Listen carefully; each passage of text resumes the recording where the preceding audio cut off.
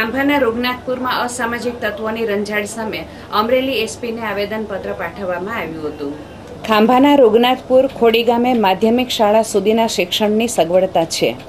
વિદ્યાર્થીઓને વધુ અભ્યાસ અર્થે મોટા સમઢિયાળા અથવા ખાંભા જવાની ફરજ પડે છે। તે દરમિયાન અસામાજિક તત્વો દ્વારા અવારનવાર રંજાડ અને છેડતીના બનાવો બને છે।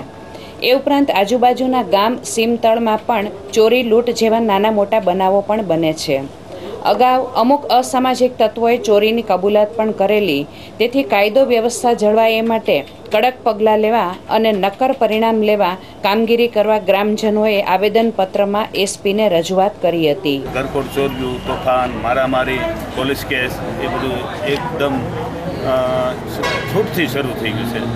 ગુનેગારો પકડાઈ ગયા છતાં મુદ્દામાલ લેવું કાંઈ મળ્યું નથી। રિયલ્સ કરાવ્યું, માની ગયા। સાવરકુંડલા સોનીને ત્યાં જ્વેલર્સવાળાને ગયા, ત્યાં વેચ્યું હતું, ન્યાય વહીવટ થઈ ગયો કે જે કાંઈ થયું હોય, પણ મુદ્દામાલ મળ્યો નથી। તો અત્યારે તમે શું કરવા પછી હમણાં અત્યારે પડકાર ફેંક્યો પાછો મહિના પછી, એના એ લોકો જ ચોરી કરે છે। અત્યારે એસપી સાહેબને રજૂઆત કરે તો અમારા આ દિલનો અમારો આ દર્દ છે, અમને સાંભળો। ગામડાના લોકોને, બૈરાઓને ખેતરે ગયા હોય, વાડીએ ગયા હોય, હવે એક બે જણા હોય અને આ લોકો આવી રીતે લૂંટી જાય, એ આપણો પૈસો જે આપણો મહેનતનો પૈસો છે એ એમ લઈ અને જ્યાં ત્યાં વેડફી નાખે, એ થોડું ચાલે છે।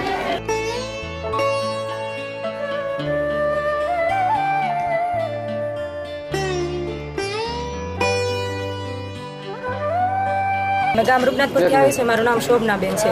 અમારા ગામની અંદર એટલી બધી ચોરીનો ત્રાસ વધી ગયો છે। 2-3 વર્ષથી 3-4 મહિને ચોરી થાય છે અને પોલીસો આવે છે ને એમને પાછું ગોળ ગોળ કરીને બંધ કરી દે છે। અમારી બેની દીકરીઓનું હોતા ને એવી રીતે હાથ પકડે છે ને એવું બધું કરે છે।